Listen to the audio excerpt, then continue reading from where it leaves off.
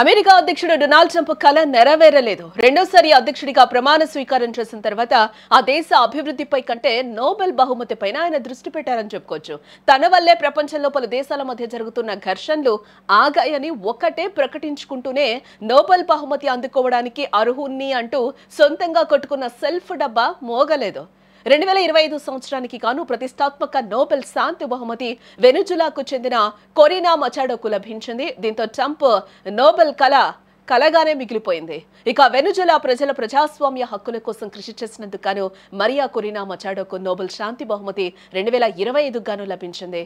ఈ బహుమతిని డిసెంబర్ 10, 2025న నార్వేలోని ఓస్లోలో జరిగే కార్యక్రమంలో దీన్ని ప్రదానం చేస్తారు.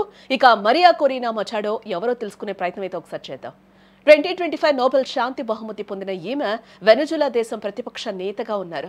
ప్రజల ప్రజాస్వామ్య హక్కుల కోసం పోరాటం చేస్తూ ఉన్నారు. ప్రజాస్వామ్యానికి న్యాయమైన శాంతియుత మార్పు తీసుకురావటంలో సైన్యం పాలనకు వ్యతిరేకంగా ప్రజా హక్కుల కోసం పోరాటం చేస్తున్నారు. ఆమె 2024 నుంచి ఆమె అజ్ఞాత జీవితంలో ఉన్నారు. ఆమె ప్రాణాలకు ముప్పుందని తెలిసిన వెనుజులా ప్రజల కోసం దేశంలోనే ఉంటూ లక్షలాది మందికి స్ఫూర్తిగా నిలిచారు.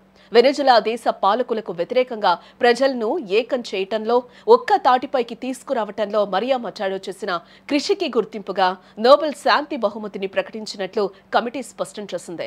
సైన్యానికి వ్యతిరేకంగా గళం విప్పటంలో, పోరాటం చేయటంలో ఆమె ఎప్పుడూ శాంతి మార్గాన్ని ఎంచుకున్నారు. ఏ దేశంలోనూ హింసాత్మక ధోరణి సమర్థించలేదు.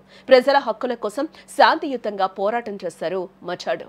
ఓస్లోలోని నార్వేజియన్ నోబెల్ ఇన్స్టిట్యూట్ లో ఇవాళ ఉదయం 11 గంటలకు అంటే భారత కాలమానం ప్రకారం మధ్యాహ్నం 2:30 2025 నోబెల్ శాంతి బహుమతి విజేతగా కొరీనా మచాడో పేరును ప్రకటించడం జరిగింది.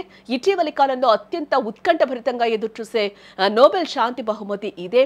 ఎందుకంటే అమెరికా అధ్యక్షుడు డొనాల్డ్ ట్రంప్ గత 3 నెలలుగా ఈ బహుమతి తనకు తప్పకుండా వస్తుందని బహిరంగ ప్రచారం చేశారు. వెనుజులా ప్రజల ప్రజాస్వామ్య హక్కులను ప్రోత్సహించడంలో ఆమె అవిశ్రాంత కృషికి, నియంతృత్వం నుంచి ప్రజాస్వామ్యానికి న్యాయమైన శాంతియుత పరివర్తనను సాధించడానికి ఆమె చేసిన పోరాటానికి గాను నోబెల్ ఆమెను వరించింది.